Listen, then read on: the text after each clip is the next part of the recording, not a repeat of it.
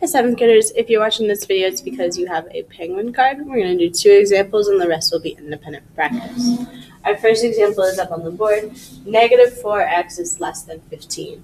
I want to know what's the value of x. You'll see at the top of your worksheet, you have a y and a no, and it says flip your sign. This is part of what we're going to do today, is decide when are we going to flip our inequality sign. Now, if we have a coefficient that is negative, we will flip the sign. This means having a coefficient that's negative means I'm going to have to end up dividing each side by a negative number. Dividing by a negative number flips your inequality sign. So we'll get started solving for x. I have negative 4x is less than 15. To get 1x, I must divide each side. This is so important, by negative 4.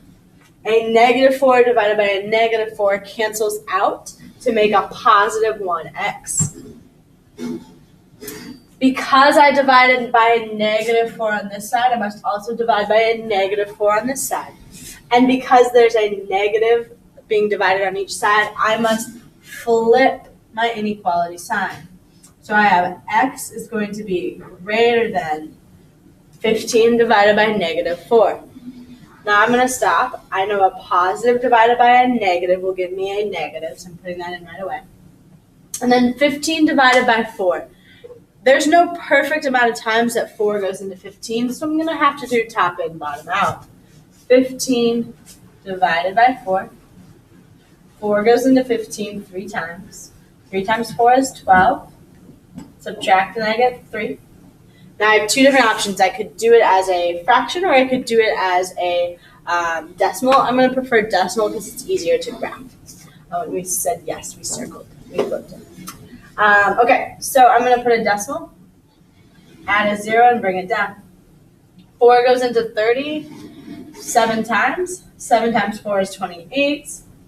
I will subtract, I get 2. I'm not done yet. I must add another 0 and bring it down. 4 goes into 25 times. I know that x must be greater than negative 3 and 75 hundredths. Now I'm going to graph this. I know that negative 3 and 75 hundredths is in between negative 3 and negative 4. And it's going to be closer to negative 4 because this decimal is above 0.5. So I'm going to find between negative 3 and negative 4, and I can put my positive numbers on there too. Put a decimal, a point here, and it's going to be open because there's no line underneath. It doesn't say or equal to. And it's everything greater, which is to the right. Now it doesn't need to be exact. This is just an approximation, and I just did it in between negative 3 and negative 4. Your next problem is independently, and then when you complete that problem, come back, and I will give you the second example.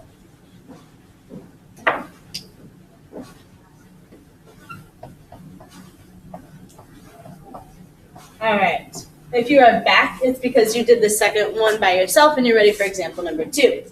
Example number 2 is one that we'll see on the benchmark. It's with distribution. It's kind of funky though. So first thing, whenever I see something like this, I usually think distribute. When I have a g by itself, that means I have 1g. So if I have 1g times 2, I have 2g's.